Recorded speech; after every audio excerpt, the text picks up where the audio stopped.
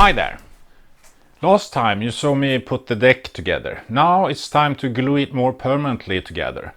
So I will put epoxy glue on top of the deck and that will penetrate in between the strips.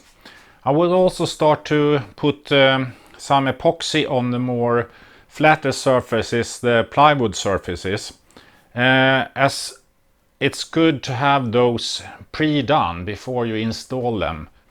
For this you can't work in shorts, or actually you can, but it's kind of stupid and dangerous because you can get allergic to the epoxy. So I will put up some protective gear, and working in the summer in hot temperature with protective gear is not very nice, so I will also start the air condition to lower the temperature in here. I think 18 degrees Celsius is a good working temperature with protective gear. So let's get started. With the epoxy brand I use, I mix 100 gram of base with 55 gram of hardener. Tumble mixing, followed by a second mixing step in a different pattern, has resulted in very good results. I start with gluing all tight gaps. These gaps need low viscosity epoxy, without filler. As these gaps are narrow, it takes time for the epoxy to penetrate. It's not a big problem if I also get some epoxy in the larger gaps. The epoxy will pre-wet also these surfaces. To get down the epoxy into the gaps, I strike the pencil against the gap. If there is an edge, I use that to scrape epoxy off the pencil. Otherwise, I try to strike in about 45 degrees angle. I leave the big gaps for later, as the low viscosity epoxy will not stay in the gaps. It would run down into the bottom of the hull to no use at all. Otherwise, the vertical gaps here keep the epoxy better. I avoid putting epoxy on the staples. This will make it easier to remove the staples later on. Another way to improve staple removal is to use a plastic strap. This trick was suggested in a comment in an earlier episode. It will be easier to remove the staples if the staples were stapled over a plastic strap. So here I smear epoxy over the staples and the strap. The next batch of epoxy is mixed up with some cotton fibers. This fill will make the epoxy more viscous, but the fiber also adds some strength to the cured epoxy. It's also much easier to work with than chopped glass, as the fibers bends easy. I have found that the pencil is a very good mixing tool. It spreads the epoxy and the cotton into a homogeneous mixture. The result is a sticky glue, which can be used to fill the larger gaps. It will stay in the gaps and cure in place. It can also be used to after fill any gaps that have dried out. I still avoid smearing epoxy on the staples. Those areas will be taken care of later. The next day the epoxy has cured enough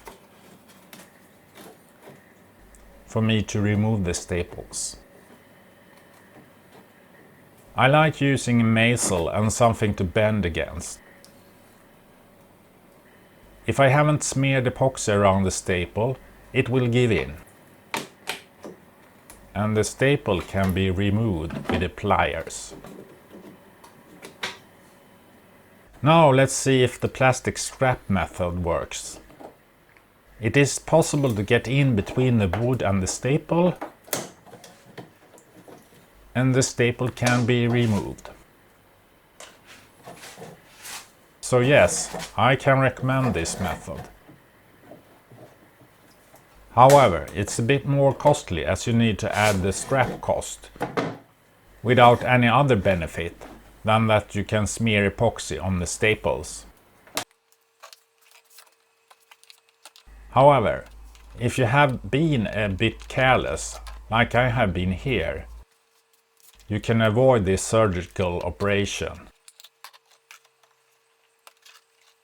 When the staples are removed, the hull flexes a bit. And I want the epoxy to help forming the shape I need.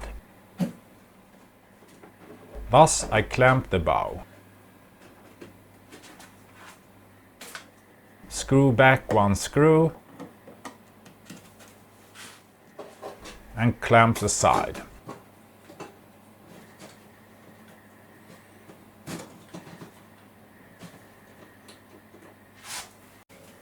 I also have some tension in the board for the side, so I try to clamp it down to a flat surface. I think I need more pressure here. So I arrange for something that will not stick to epoxy before I cut out the glass.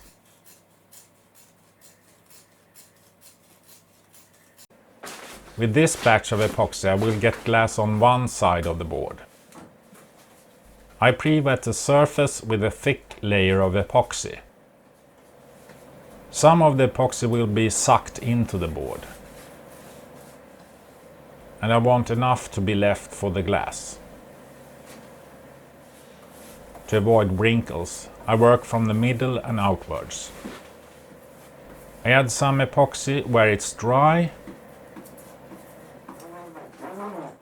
With the aluminium roller, I remove trapped air and evens out epoxy with a rubber sponge. Now I will press the board into a flat position and let it cure, while I add more cotton fibers to the rest of the epoxy